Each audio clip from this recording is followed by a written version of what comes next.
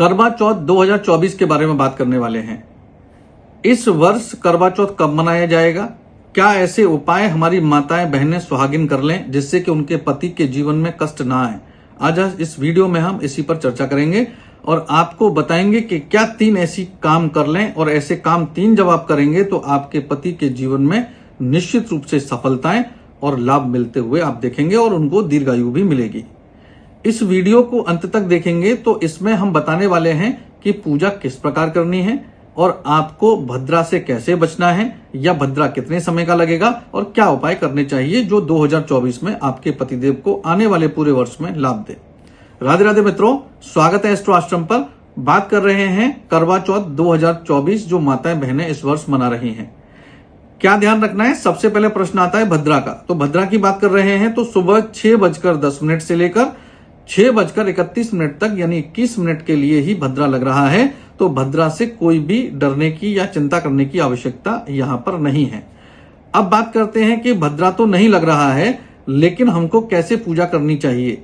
आपको ध्यान ये रहे, आपको सारी चीजें पहले तो व्यवस्थित तरीके से रहना है और पहले अपने आप के जितने भी चीजें हैं उनको आप व्यवस्थित करिए। यानी कि आप क्या पहनना है, आपको क्या ज्वेलरी पहननी है, श्रृंगार में कौन सी चीजें प्रयोग करनी है, पहले आप उनको व्यवस्थित करिए।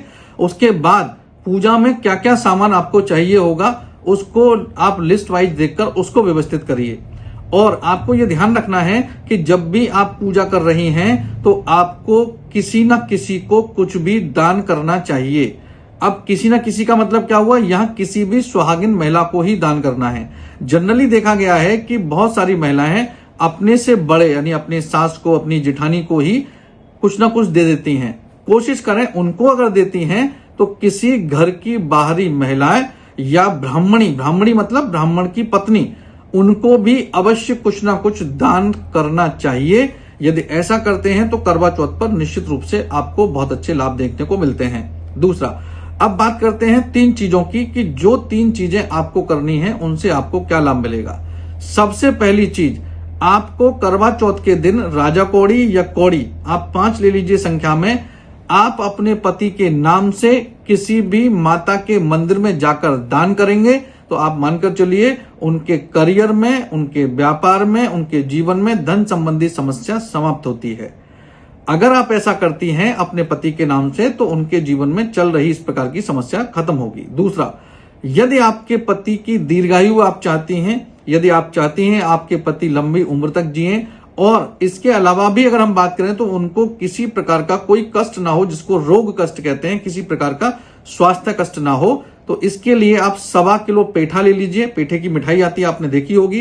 1.25 किलो पेठा लीजिए और वो कहीं भी गरीबों में बांट दीजिए या जहां पर मंदिर, ऐसी जगह पर जहां पर आरती के बाद प्रसाद बांटा जाता है वहां पर आप दान कर दीजिए।